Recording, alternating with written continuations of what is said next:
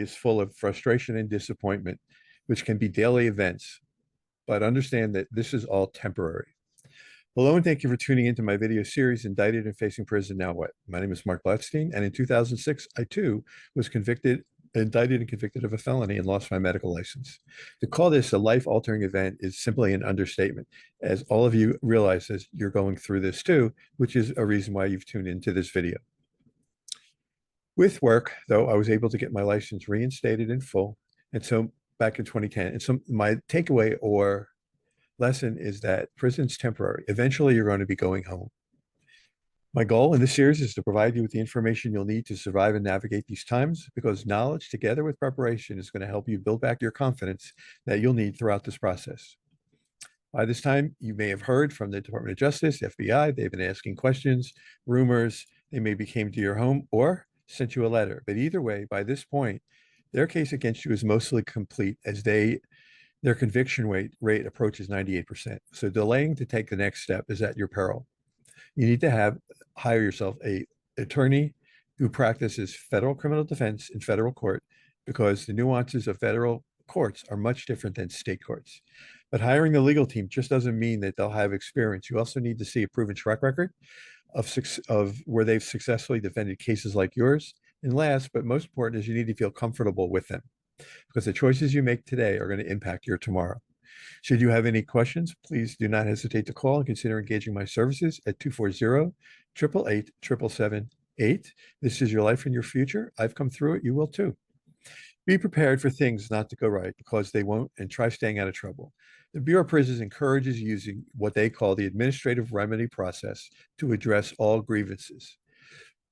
This is a process that starts with what's called a BP 8 to BP 9, which is to the warden, and BP 10 is to the region, and BP 11 is to DC. And then if none of these work in your favor, you can go straight to your federal district court. Your emotions, you're the only one that can control your emotions, as intense as these may be. Don't innocently borrow someone's cell phone. Do your job and don't refuse to take any of the First Step Back programs. And if you have a financial penalty, offer to participate in the financial responsibility program. Cell phones, you're playing Russian roulette with your life, because you can go ahead and make the call, and maybe a year later they find the phone. And if someone from your contact list is on your phone, you've lost everything you've worked so hard to get. Possibly you've gotten another charge, and you may be, transferred to another prison. Disappointment can be external, as presenting as bad news from home, loved ones, counsel, or it can originate internally and presenting in the forms of the cell phone that you borrowed when you were lonely, but otherwise you've been on the straight and narrow, and now you've been taking all your First Step Back classes, earning earned time credits, which you're not going to lose. Programs, earning good time credits and having a job that helps you pass the time. Then 10 minutes later, your case manager is going to tell you that they found the cell phone we talked about, and it had a number that matched someone in your contact list. Is this possible?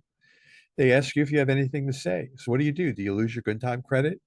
Do you snitch and lose all of your earned and learn? Do you lose all of your good time credit and earned time credits? Good time credits everyone's entitled to. Earned time credits are First Step that, or do you get put in the shoe or hole? I mean, what are you going to do? Are you going to get more charge? Are you going to get another new charge or more prison time, or do you tell on where you got the phone?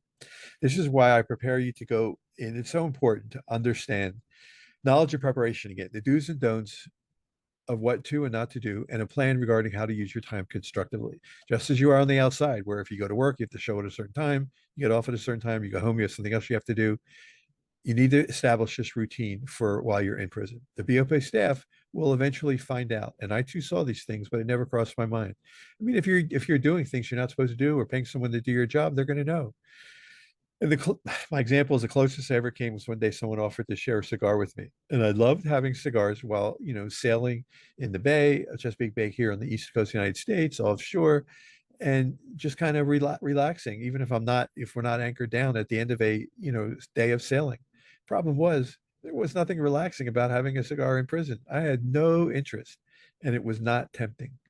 To engage my service, should you have concerns answered, or you want to speak with someone, please give me a call today at 240-888-7778. This is my personal cell, and I answer and return all calls.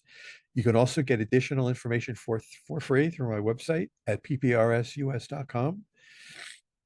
Also, P as in Paul, R as in Robert, S as in Sam, US.com, all otherwise known as Physician Pre-Sentence Report Service. I hope you found this helpful. Thank you for tuning in and hope you have a good day.